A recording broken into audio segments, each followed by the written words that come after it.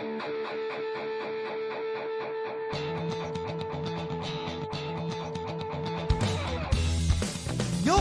listening to the Let's Go Buffalo podcast, your new favorite podcast for everything Bills and Sabres. What is going on, everybody? You're listening to the Let's Go Buffalo podcast, your favorite podcast for all things Bills and Sabres, with the pals, Tom, Dana, and myself, Jake. We got episode 41 coming at you tonight. Quick reminder for everybody to go follow our social media accounts, Instagram, Twitter, X, and YouTube. Those are all at Let's Go Buff Pod with 2 Fs. Let's say hey to the fellas. Tom, how are we doing tonight? Tom, you bastard, you did it again. Muted. You did You're it muted. again. Loaded. I got to stop hitting that button. That's a bad button for me to have. That's not good at all. We should get control of your mute button. You should. I think you do. Yeah, no, man, I'm great. I am kind of still buzzing off of the fun of the NFL draft last weekend. It's a very hopeful season. You know, it's kind of like Christmas where everybody's feeling good and everything's exciting. So I'm good, man. How are you? I'm great, man. Yeah, I just got back from a good friend's bachelor party out in Joshua Tree, California. So I'm feeling a little crisped up from the desert wind. But it was a great trip, man. Yeah, we had a blast, and yeah, it was good to send off our good buddy Peter. So all good with me. Happy to be home though. I got a full 10 hours of sleep last night and feeling a little rejuvenated. Yeah, there you go, like a baby. Yeah, I love that. Dana, it's good to have you, dude. Yeah, thanks so much for having me back. Yeah, I'm glad to be here and just kind of buzzing. There's this kind of like new spring energy in the air. The Buffalo Bills have a bunch of new players getting ready to join the team. Can't wait to see them on the field. I'll probably go to a preseason game again this year, which I always do. Dude, yeah, you're good about that. Yeah, you know, I love seeing all the guys just to see how they perform, even if they don't make the team. So, yeah. Absolutely. Yeah, man. No, you're right though. It is, yeah. The weather's changing. Things, there's hope in the air, I would say. Hundreds of possibilities. Hundreds, yes. Yeah. Do either of you guys have a beer to drink with me tonight? Yep. I got a beer replacement. Let's crack them. I like it. Yeah, here we go. Ready? Let's give it a little crack-a-doodle. 3, 2, 1. Yeah, what are you drinking tonight as our guest? Yeah, it's just a simple Dale's Pale Ale. I'm sure you guys have had it, but it's from Lyons, Colorado, and can't miss. Yum, nice. How about you? Dale makes some good beer. I am Tom, Tom, you should go last. You should go last. You have a real beer. I have a Spin Rip, but it still makes a little clicky noise. It does. But. Yeah. It's still, absolutely. What flavor? That's a great question, Dana. Thank you. It's lime. Classic. The classic. All right, I'm drinking a double, a Switchback Zaboo. I just did this a couple weeks ago, but it was very tasty and looking at me smiling in the refrigerator. So I thought I'd pick it up. Nice. It's a great name. I love the name. Yeah. Zaboo. Cheers, guys. Here we go. Let's talk about the Bills, huh? Let's be fun. Cheers, dude. How I missed the draft. Like I said, I was out in California. But how was the little hang you guys put on? Dude, it was awesome. It was really fun. The Hangtacular, the first annual. It was great. It was awesome seeing everybody there and having the guests on was so much fun. Dana was one of them. And you might not recognize him because the last time he was a floating circle. And our buddy Ryan was here. Our buddy, there it is. Our buddy Aaron was there, and Nigel and I were there all night. Man, it was cool. It was really fun. Looking at it, to be honest, and like kind of pulling back the curtains here, prepping for it, I was like, Nigel would definitely tell you that I was a little nervous. Like, how the heck are we going to talk for 4 hours? It was no problem. It was no biggie whatsoever. We had no issue just kind of shooting the shit and talking and following along with the draft. And it was good. So, yeah, I want to say a big shout out, a big thank you to everybody who came and logged on. It was really fun having everybody there. One of our first big live events. So that was cool. And it was awesome having all our guests. Dana, did any thoughts, any kind of from the event? Oh man, I actually really enjoyed the first night because there's all this anticipation, and Bean was in his bag just trading back, trying to get more and more value, and he did exactly that. And we were kind of like, wait, we're not going to get a new bill tonight, but Yeah, it was super sweet. And then came away with 10 picks, 10 new players, which is insane. Yeah, which is wild. Yeah, I would if you had asked me if that he was going to draft that many, I would not have picked that many. Before we hop into kind of breaking down this draft class, which is the big kind of meat and potatoes of the evening, there was a couple just newsy items that happened. The Bills picked up Gregory Rousseau's 5th-year option, so he was a first-round pick several years ago, and he's now under contract for 2 more seasons. I imagine that this means that an extension is coming, right? Generally, when Bean has picked up these 5th-year options, it usually is married with an extension. And honestly, he usually nullifies that 5th-year option, starts the extension where that 5th-year option should have been, and just kind of pushes it on. The 5th-year option is an amalgamation and kind of an average of the top contracts at that position, and is fully guaranteed. So it is, while a great little way of having some team control over the player, it's also an expensive way. And oftentimes between the team and the player, they can go back and do an extension, and it honestly ends up being better for both parties, between guaranteed money and longevity of the contract and giving the team some like flexibility. So Dana, do you have any thoughts on like what we might see, like what this contract might be? I hadn't looked at any of the projections, but do we know what the extension is for the 5th year? What or the 5th-year option? Yeah. I can, if you can just kind of chat for a second, I will look it up. Yeah, so usually Bean likes to extend these players before the 5th year even starts or is ended at least. And there's 2 reasons why both parties would love to do that. A, the player gets just kind of it makes sure that they have some sort of job security for the next 3 to 5 years, even if there's an injury. And for being in the team, they usually get a little bit better value because they're saying, okay, we'll commit to you for X amount of years, 2 or 3, and then even though we'll sign you for 4 or 5, we will have you for at least 2 to 3, and then we can get out easily after year 3 or so. Yeah. So for 2024, the defensive end's 5th-year option guaranteed money is $21.32 million. Wow. Yeah. Okay.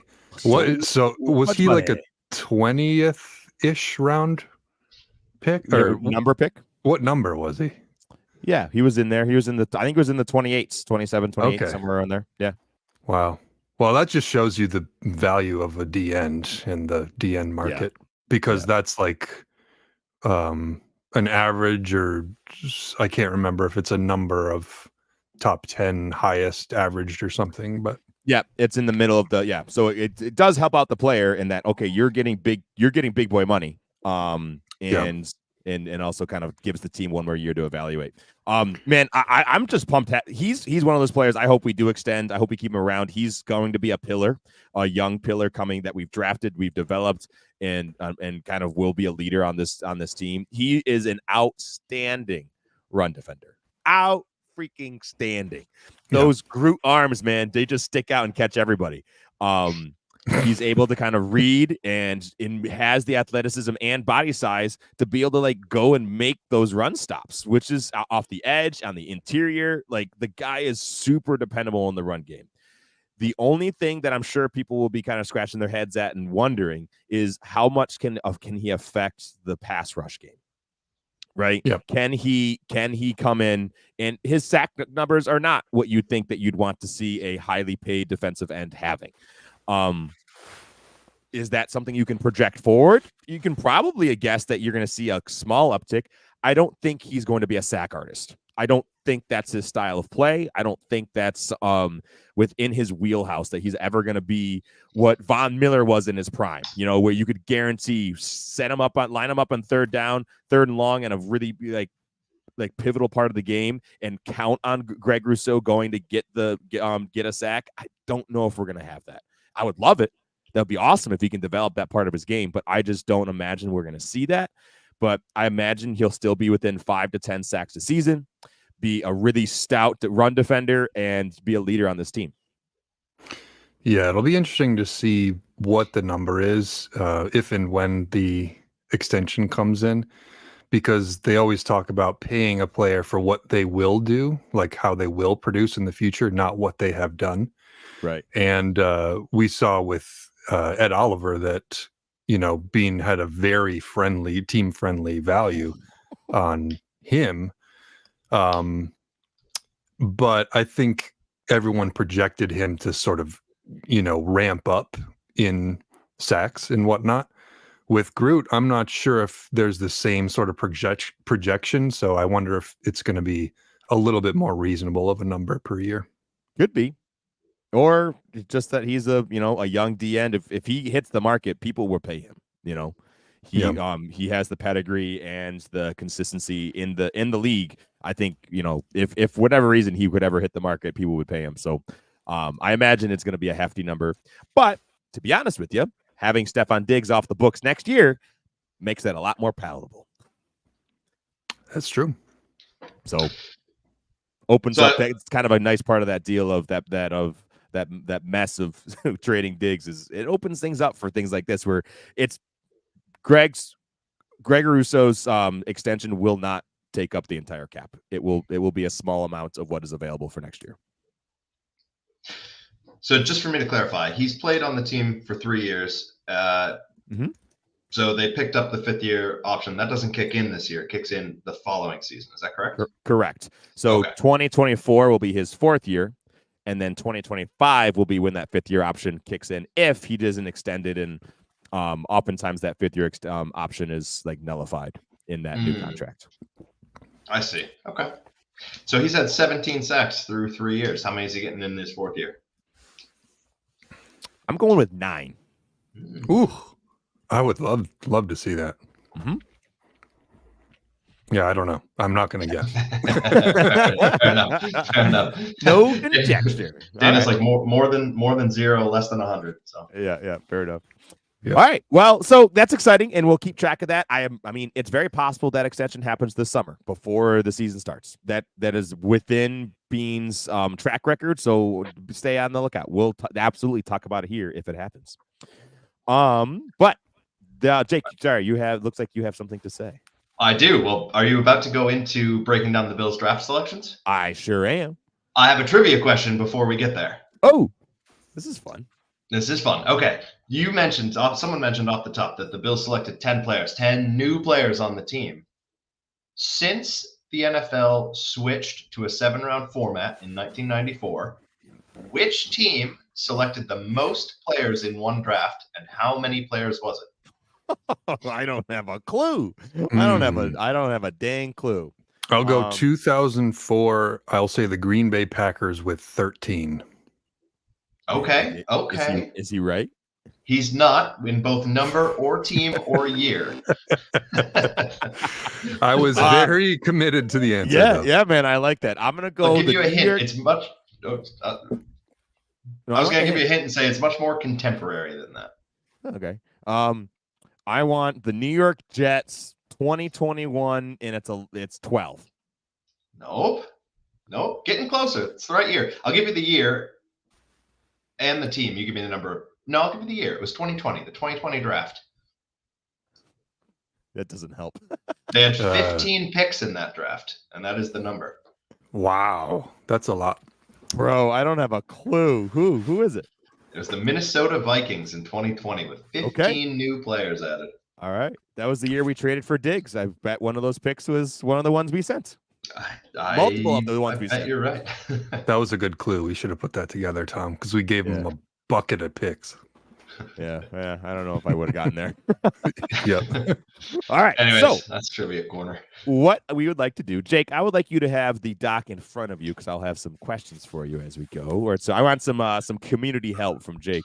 We're gonna run through the names of the players and then go back and talk about them and just go see where this goes. In round 2, the first pick was Keon Coleman, wide receiver out of Florida State. The second pick, also in round 2, pick 60, Cole Bishop out of Utah, safety. Third pick was Dwayne Carter, defensive tackle out of Duke. The next pick, Ray Davis, running back out of Kentucky. The next pick, Jake, I would like you to say, I'm going to say his first name. You get to say his last name. Round 5, pick 141. It was center out of Georgia, Cedric Van Prangranger. Hey. Oh, so close, so close. And then round 5, I want you to do the same for this one. This one's fun. One pick 160, linebacker out of Washington, Edufan. I would have butchered the first name too. Ulo Foshio. How'd I do? Good. I don't know. That sounds great. He goes by Eddie for short, just so you know. I'd hope so. Yeah. Round 5 was Javon Solomon, D end out of Troy. Round 6, Tylen Grable, offensive tackle out of UCF. Round 6, Daquan Hardy, cornerback out of Penn State. And then the final pick was actually kind of a cool one. It was a player out of the International Players Pathway from England, Travis Clayton, O-line. And he's listed from England, no college, from England. What is that? I've literally never heard of International Play Pathway. What does that mean? Where was he playing? Is he just some huge dude living outside London? Well, he's sort of I think he played rugby in England, and the international program, I don't know the exact rules of it, but it basically allows people from around the country to try out for the NFL. And if they're good enough, they can be able to be picked for the draft. And the Bills, usually they're like really raw. And the Bills liked his skill set and picked him in the 7th round. Okay, interesting.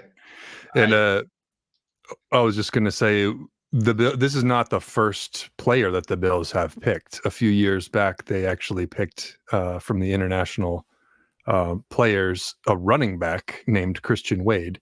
And I was actually at the preseason game where his very first touch, I believe from like our own 40 or 35 yard line, he took the handoff and ran it back for a touchdown. So that was that was super fun. Where'd he end up? He's not still with the team? Like where's he? Is he playing? No, he was a practice squad guy for 3 years. I think it's 2 or 3 years is the contract, and then never made the team. Never saw play. But Gotcha. Yeah. It's such a hard thing to do. Like, imagine never playing the sport in your life and then going up against people who have played since they were literally 4 years old. Yeah. I can't imagine. Is there anyone from that pathway that really made a big impact in the NFL, or is it typically kind of fringe players? Not to my knowledge. I don't think so. I think there's one defenseman, if I recall correctly. It's kind of I don't remember the name. Yeah. Like Dana said, it's incredibly difficult. It's a cool way to kind of spread the brand, right? Spread the NFL. They're trying to do more and more international games. Like that's the way of creating, more hype and more excitement around the game. But kind of a fun pick, but who knows? He's probably the nice thing is that he gets to be we get an extra practice squad spot because of him. So we're not limited to 16. We can have 17 players on the Bills practice squad. So that's kind of a cool rule. Yeah, I will say he had sort of elite speed for his size. So he's 6'7", 301 pounds, and he ran a 4.79 40-yard dash, which is booking it for 300 pounds. Bananas. Yeah, it's crazy. Yeah. All right. Well, let's kind of pop back up to the top. The exciting one that I'm sure everybody has seen all of the social media bits is Keon Coleman, wide receiver. This kid is electric. He 6'4", 215 pounds, only 20 years old. He will enter the season at 20 years old. So very young player, lots to still go. Big bodied, really great hands. Like you watch his highlights, they're so much fun. It's like the guy's like joined the circus. Incredibly athletic, right? The only thing that people might have had some kind of dig on him, and we'll talk about this kind of in a few minutes, is that he had a slower 40-yard dash. I don't have the stat in front of me, but it was not like top of the draft class, but it was perfectly fine. And then his play speed, to be honest, is just more than fine. But all of his other kind of measurables, his long jump, his high jump, all of those were just very high. So incredibly athletic player, and a good blocker, which is exciting. So I'm pumped. I think at first when it was first announced, I was not sure what to do. Mostly because we had just been, okay, we're at 28. Okay, we're trading back. Then we're at 32. Okay, we're trading back to 33. Okay, now we have to wait till Saturday. Okay, fine. Whatever you want, Brandon Bean. And we get to Saturday, and the whole, I mean, that whole same the squad that was on Friday night, we were in a chat thread and we were talking all day Saturday of like, okay, what's happening? We had a line of players. We had Newton, we had Cooper DeJean, we had Ladd McConkey on our minds, like a whole variety of players. Keon Coleman didn't hit my mind once. So when his name was called, I was like, oh okay, sure. It wasn't the player that I thought that they were going to take. Didn't mean that it was a bad pick. It just was not me. And I had to kind of check my own ego and say, okay, Tom, you're not a professional. You're not part of the Bills front office. And just because they didn't draft a player that was at the on your list of names that you did any minuscule amount of research on, okay, right? Don't really take that to heart. They clearly did a ton of research on the guy and wanted him, right? So I started to warm up, especially seeing him come to Buffalo. That was really fun. And the thing that's really put me over the edge is that Joe Brady seems to love the guy. The 2 times that I've seen Joe Brady on video since the draft was the moment that Brandon Bean was calling Keon Coleman on the phone. Brady was back there cheesing. The guy had the biggest smile. He was ecstatic to have him. Then you saw, if anybody watched the video of Keon doing his first visit and tour as a Buffalo Bill in Buffalo, Joe Brady walks up to him, daps him up. They have a huge hug. What's going on, buddy? Good to have you here. Like he's excited to have this weapon. And I think that's a good sign. Dana, what were your kind of thoughts now that we've had some time, like a week or so to kind of, or not a week or so, a couple of days to kind of digest and see you kind of think about this pick? Yeah, so I've done a little bit more research since the draft. Before the draft, sometimes I do go in a little bit deeper and watch film and highlights and such. And this year, I just didn't do that at all, full disclosure. So, when we were chilling during the draft, I was like, I have no idea, but I went in wanting a specific kind of skill set, and I wanted a number of players at certain positions. I had no idea about the value at all, but all of the trade downs were great. The biggest thing I wanted was basically I wanted to get a 3rd round pick back somehow, and Bean was able to do that while hitting all of the the skill positions and in the trenches that I wanted. So yeah, I'm pretty happy with the end result. That's all saying I have no idea about most of the players. But going back to Keon Coleman, I just pulled it up. His 40-yard dash was 4.61, which is fairly slow, average to slow for a wide receiver 1. But he's big. He's 6'3", 213 pounds. And when you watch him, he's really smooth on the field. He's got a basketball background. He can cut on a dime, maybe not super fast, but he's has great body control, and he's got great hands. So all of those things I'm super excited about.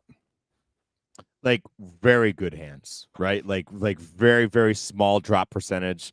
It goes out and gets almost anything. A huge catch radius, which is a kind of an attribute we haven't seen in many Bills wide receivers lately, of a guy who can just go up and get the ball. Most of the times it's Josh Allen the guy flashes open and Josh Allen hits him, and then the player catches it and does something with it. Or, to be honest with you, not much with it. So Keon can go and get these contested balls. He can go and pick up a ball, and Josh Allen's going to be able to throw to him differently than he can throw to other players. And so with enough practice and enough kind of putting things together, that's going to be really cool. And he was Keon Coleman was used as a punt returner and a very successful punt returner in college.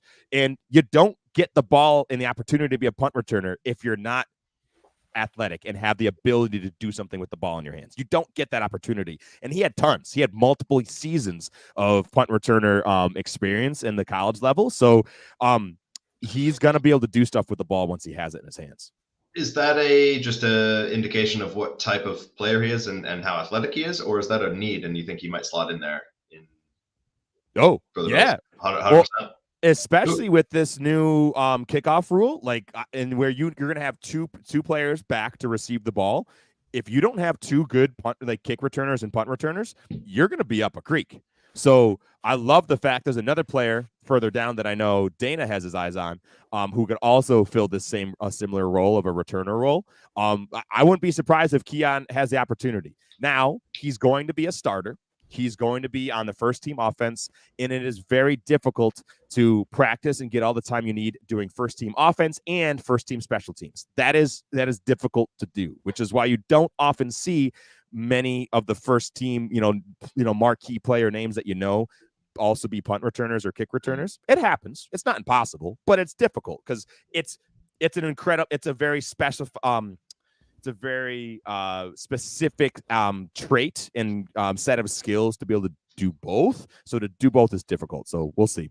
Yeah. Okay. Yeah. Our friend Melissa here says his playing speed is on the GPS is 4.5 though. So that's better. Watch his one-handed catches highlights, really impressive. I absolutely agree. I think the fact that his play speed is faster than what he measured at the combine is important, right? The combine, especially running a 40-yard dash, it's the underwear Olympics, right? You're right. They're in as little clothing as possible with the really light feet. Sometimes they even drop weight to try and run faster at the combine. That's lighter than they play at the when they're playing. So the fact that his play speed, meaning wearing pads, wearing a helmet, carrying a football, is faster than that's I'm happy with that. Especially because that's not his way he wins. He doesn't win with speed. He wins in other ways. And I think that's going to be really fun and just electric to watch. I remember some guy had a quote where it was like, I'm being drafted to play football and not exercise. Like I'm not gonna, I don't care how good I exercise. Yeah. I am excited because I think the NFL kind of scouting, is going to eventually do away with the 40 almost entirely, where players just aren't going to run it as often because we can attach GPSs to the uniforms and they can get measured on the field, which is the part where teams are going to care about more anyway. So I think that's going to very soon become obsolete. I'm sure there'll still be some players who can do really well at it, will want to do that test because it'll look good on them, but I don't think it's going to be relied upon as heavy. Yeah. The other thought is, if he did test the 40 and was like elite speed or even, 0.5 faster, I don't think the Bills would have had a shot to get him. No. So, that's part. Yeah, it could be a blessing in disguise. I think so. Because before the combine, he was kind of projected to be a top 15 draft pick that wasn't even going to sniff the 20s. No chance that the Bills, if they wanted to, they'd have to trade, the house to go get him. Then he didn't quite, the combine didn't really help his draft stock. He fell into the late first, second rounds. I've even seen him in mock drafts in the third round. So, but that's all on his measurables, right? Not on his play. And this could be just me as a Bills fan trying to talk myself in to make myself feel better. But well, that's what we do. Right. That's what we do, right? You can look at any number and make it talk and say what you want. But so we'll see. But I'm excited. I've gotten to be more excited, and specifically kind of hearing that Josh Allen really wanted the guy, right? He was one of these players that Josh Allen had on his list and wanted to see. So I think that's important too. Yeah. I'm normally not a huge comp person, like comparing someone to someone else, but in my wildest dreams land, as some say, I could see like his ceiling being like, Mike Williams or even someone like T. Higgins. That would be amazing if he was, doing a similar role as those guys do for their teams. Yeah. Hopefully a little bit more resilient than Mike Williams and not as injury prone. But yeah, that one. Can we move on to our second pick, or do you guys have any other thoughts? I'm good to move on. Okay, cool.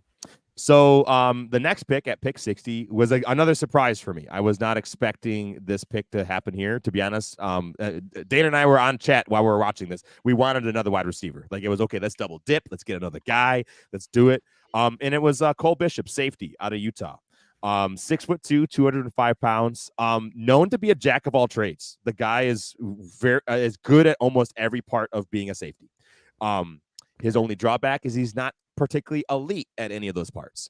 He is just very good at being a defensive back and fitting into a scheme, playing up front. He can play out wide and in depth, like being a kind of a free safety kind of role. He can. I think his strength is going to be in the box and playing up front, kind of in a souped up, super athletic Jordan Poyer kind of role. But we'll see. We kind of already have that in Taylor Rapp and Mike Edwards. So, I mean, but who knows? To be honest with you, I'm just pumped to give Sean McDermott a guy with traits. He's done Jordan Poyer, Micah Hyde, Christian Benford, Tre'Davious White, all these players who weren't exactly athletic freaks and have made all pro players out of some of them. Okay, let's give him a little bit nicer ball of clay and with some more athletic upside, and let's see what McDermott's going to do. I'm sure he was stoked about this pick.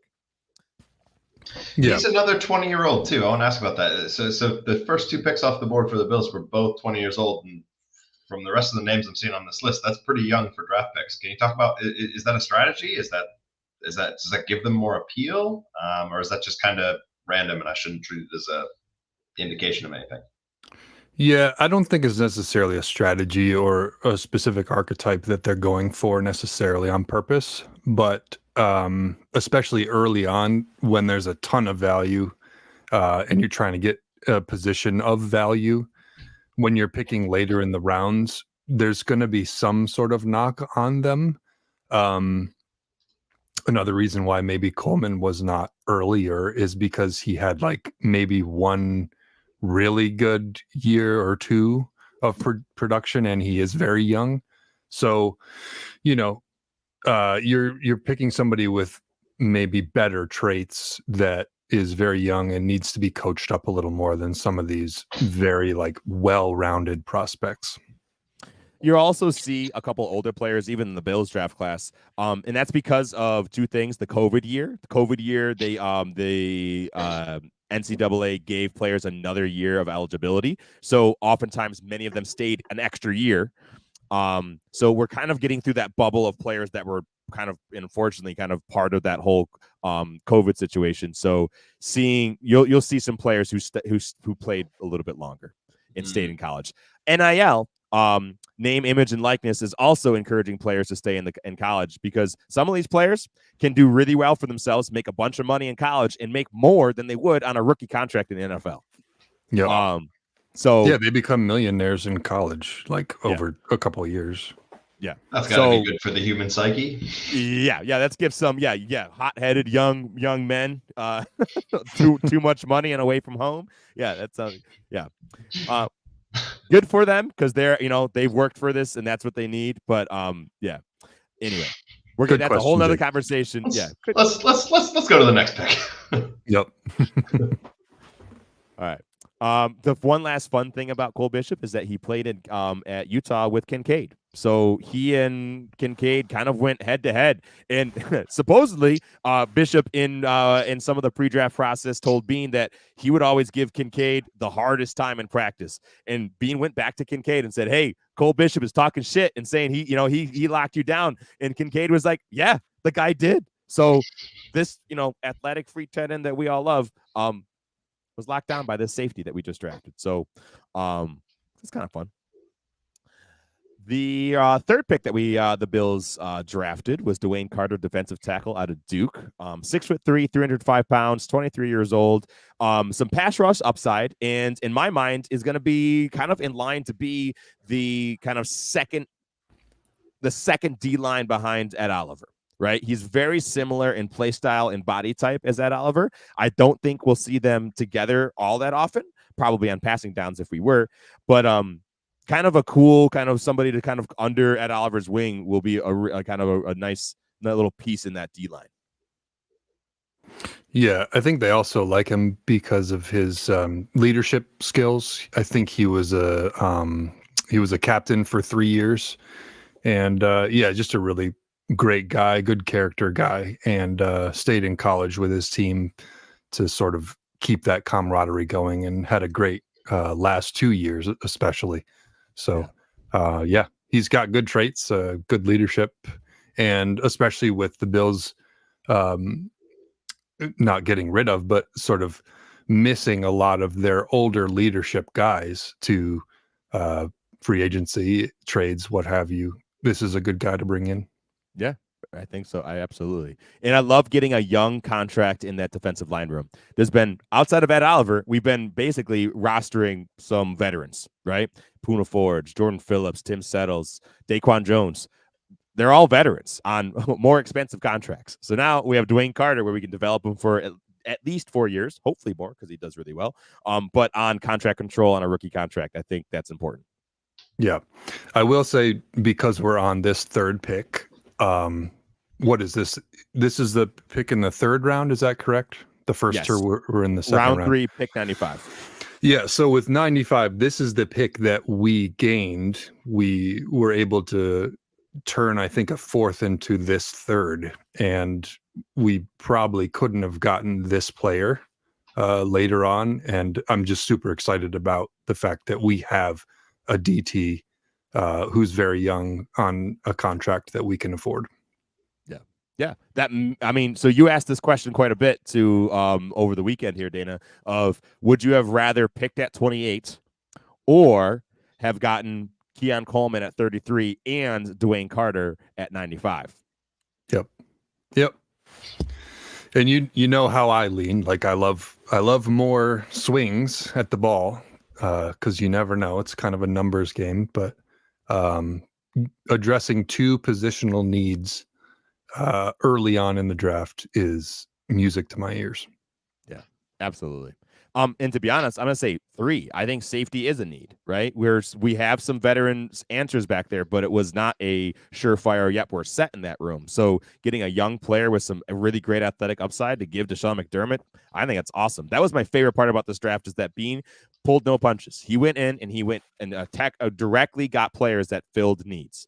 There wasn't like, oh great, we got another linebacker in the first round, right? Like, we don't need that. That's not where this team has the biggest needs. We went wide receiver, safety, D tackle, and I thought that was really smart.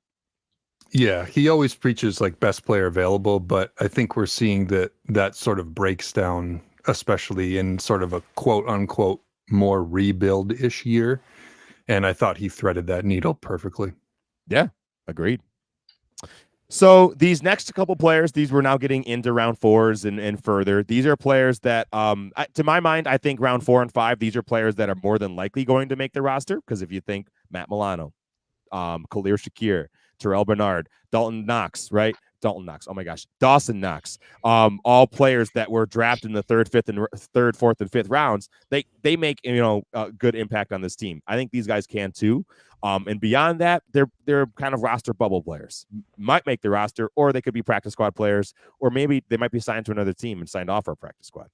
Round 4, pick 128, Ray Davis, running back out of Kentucky. Man, this guy's a tank. 5'10", 215 pounds, 24 years old, and just a ball. Really good strength, and honestly, really good pass catching ability. A little bit to my minds, not quite as dynamic as I really would have wanted them to go, but to kind of pair him with James Cook, who is super dynamic, this is in my mind a good pick. He will be reliable. He can do short yardage stuff. He has good hands. He will be a player that I think will pair well with James Cook, and on a rookie contract. Yeah, I agree. Jake, do you have anything to interject real quick before I take it? No, please take it. I always love to put the hockey guy on the spot when we're talking about late 4th round picks. Dana, I heard of 0 of these players before they were on this planning doc. I'll put it that way. Cool. Well, I only heard of maybe 2 more than that, but yeah, great running back. It seems great being a very well-rounded, versatile individual with a multi-faceted skill set, and a lot of overlap with James Cook. James being the more shifty kind of speed breakaway guy, and this guy seeming to be more of the, like you said, tank kind of run people over, more power scheme. And in college, he ran a lot of gap, which I actually learned from listening to Locked On Bills today. So thank you for that. Shout out. And yeah, I mean, Bills love to play gap runs.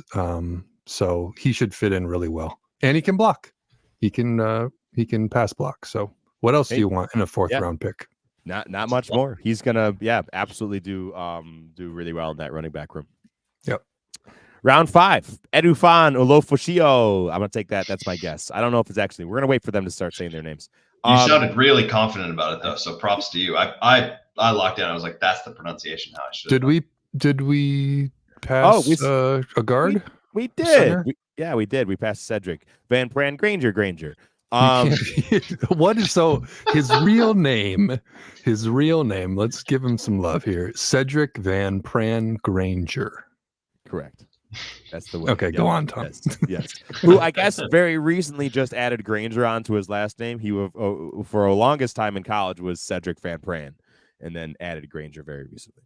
6'4", 310 pounds, out of Georgia, 22 years old, tons of center experience, like lockdown. The guy has allowed 1 sack. He was accounted 1 sack in his entire college career after 1,337 passing plays.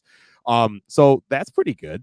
I honestly kind of love this pick. I think he has a good shot at making it some noise on this O-line, especially with all this movement, trading Ryan Bates, cutting Mitch Morse. Like, I think he has a chance to be able to kind of work in next to Connor McGovern and start at center.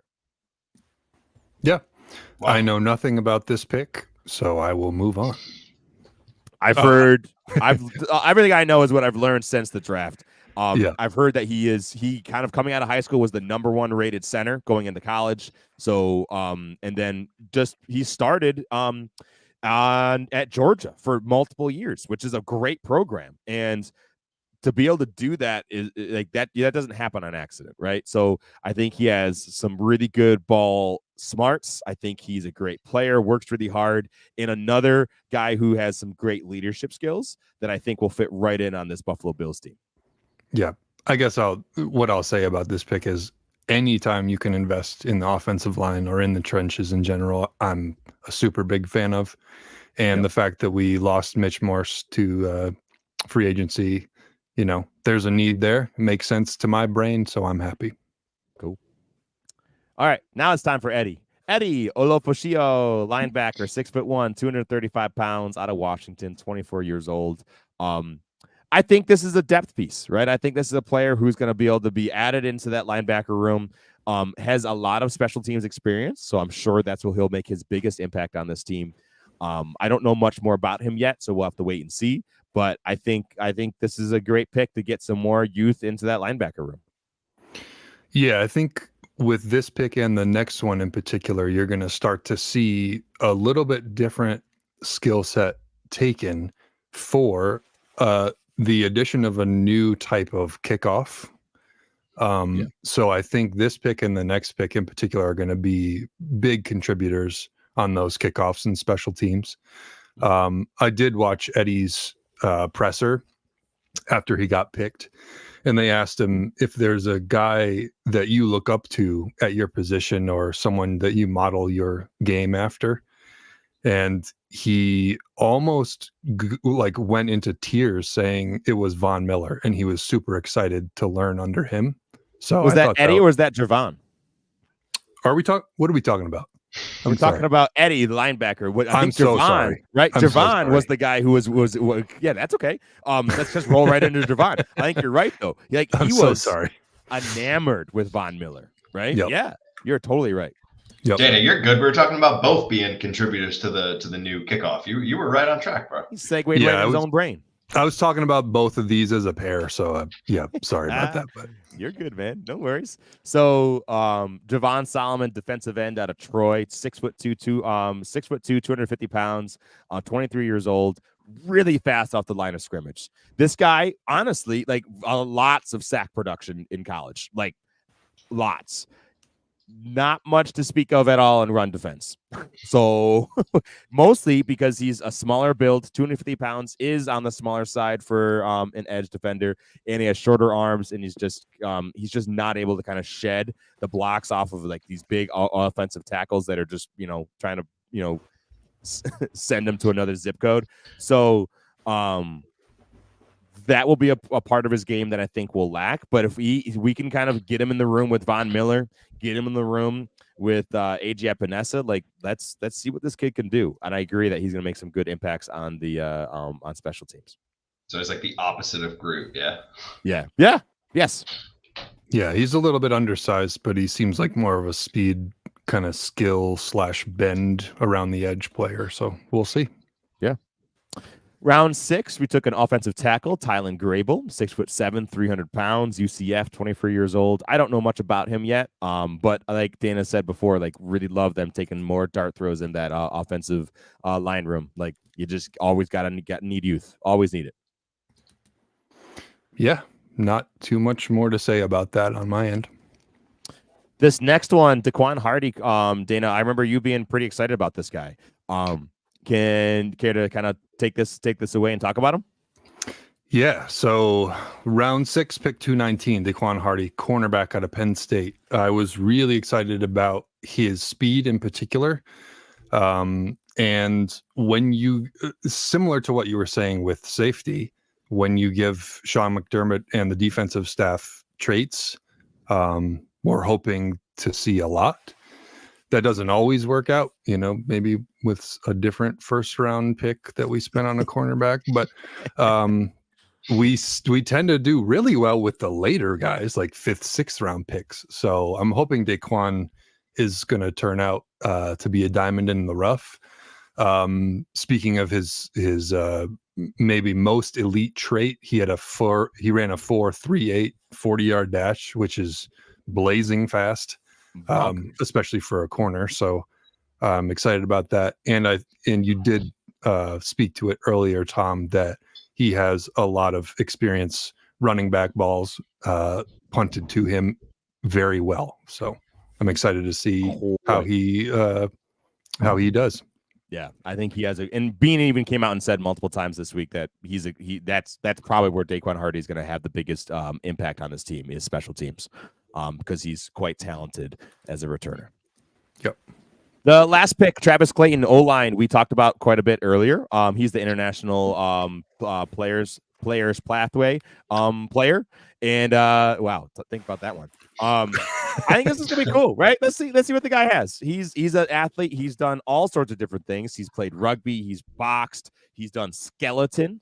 Hurling down the ski slopes on a sled head first. And let's see what it has to do if he comes into Buffalo, and if he works, like who knows? He could come in and be kind of an athletic freak and pick things up. We'll find out. Yeah, with these late 7th rounders, I would rather take a swing on traits than production, and you never know with this kid because he's basically never played football. Right. So we'll see what the coaching staff can do. I'm excited because this draft, especially taking 10 picks and moving on from all those marquee players that we all knew and loved, And I think this is a clear sign from Brandon Beane in the front office staff that, okay, we're turning a page here, right? This is a youth movement. We're trying to get some fresh blood in these rooms, fresh blood on this team, and build around Josh Allen. They are not dead. They're not rolling over. It's just kind of resetting some things in some various places that kind of were out of necessity because of the cap and because we're getting some aging players, right? Like this is time. It was time to move on and take some new shots. So I'm excited. Like I said, season of hope, baby. Yeah, we got younger and cheaper. Seems like we have a lot of skills and traits to mine, make diamonds out of. And only time will tell. Probably 2 to 3 years we'll know if any of these picks were worth a dang. Right. Yep. Yeah. Report back in 3 years, everybody. Yep. Cool. Now to kind of close things out, our buddy Dana has a little game for us. Are you ready for your music, Dana? Let's do it. All right, here it comes. Buckle up, folks. All right. Hello, everybody, and welcome to Dana's 7-round NFL draft numbers game, where 2/3 of the points don't matter, and we remind ourselves that we watch football because it's fun. Y'all ready to get started, you two? Sure. Yeah. let's do Oh, it. I'm ready. All right, let's do it. Round number 1 with the first question. I mean, you could stop the music if you want, but I was jamming out. All right. oh, okay. All right. Round number 1. What percent of NFL draft picks are a bust? So, bust being these players do basically nothing to help the team and barely get on an NFL roster. 55%. Holy shit! Is this not multiple choice? Nope, not multiple choice. I'll say it's got to be high. 60%. Okay. This is like complete bust. Like maybe I should have went into that more, but the answer is 37%. Okay. So still fairly high, almost 40% of people. Anywho, so it's a big number that just basically does nothing for their team. I'll give that one to Tom. He was closer. All right. I'll take the win. So Tom won. Round number 2. Which position was selected the most in the first round of the NFL draft between 2010 and 2019? Ooh. Would you like I'm gonna a go. No, I don't. I'm gonna go Okay. offensive tackle. Okay. Do I get the hint? Jake, hint for you. The answer may include 2 positions. Oh, interesting. I'll go. Then I'll say one of the wings on the offensive line. I'll say guard. Okay. Close, because you both said a NFL position, but no. It is Okay. defensive back. Oh, all right. Yeah. So that includes safeties and cornerbacks. Oh, okay. Uh, Yeah. Okay. That does feel a little. All right. Yeah. So of those 10 years, it was 60 players out of 319. So 20%. Wow. All right. All right. Round number 3.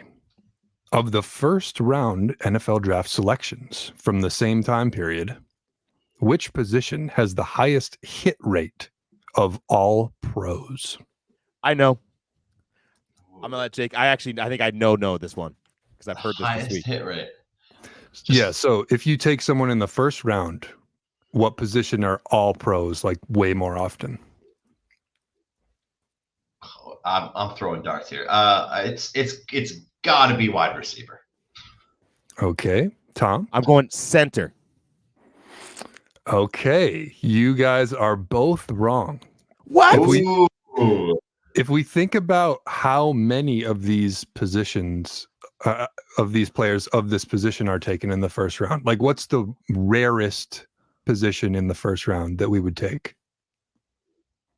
Kicker.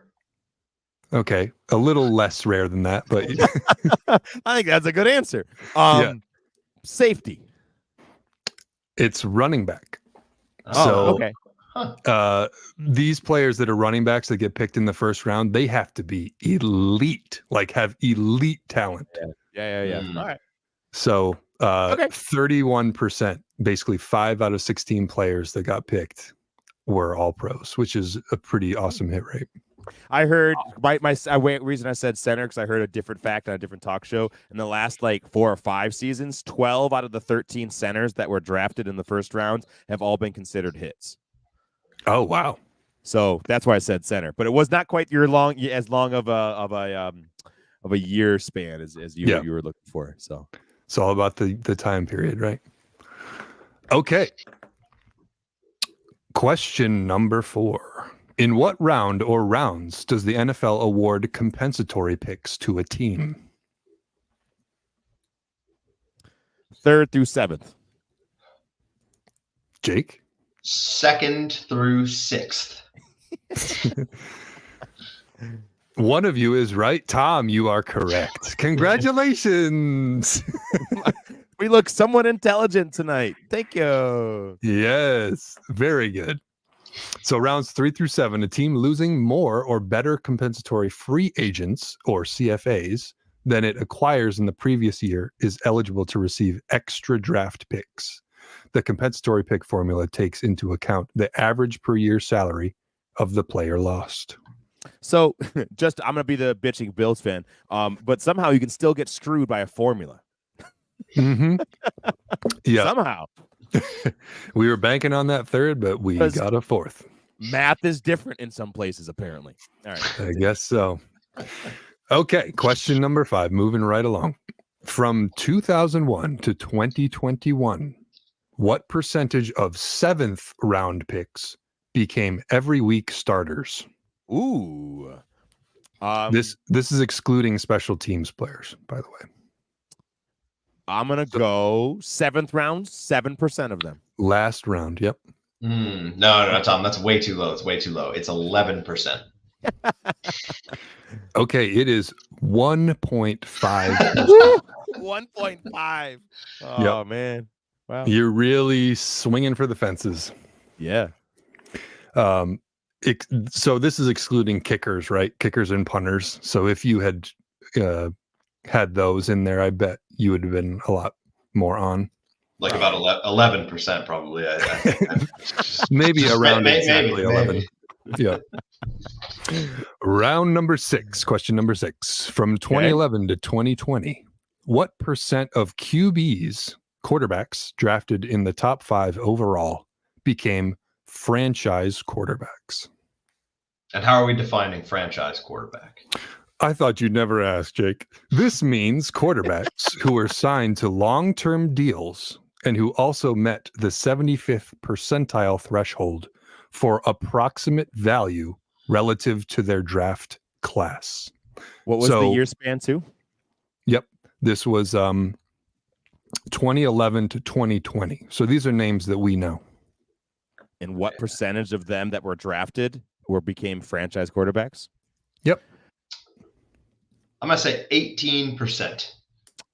I'm going to go 43%. Ooh. Tom, you're close. It's 35%. Okay, I'll take that. So, yeah. 5 players out of 14. Bonus. Can we name any of these quarterbacks? Bonus. Blake Bortles.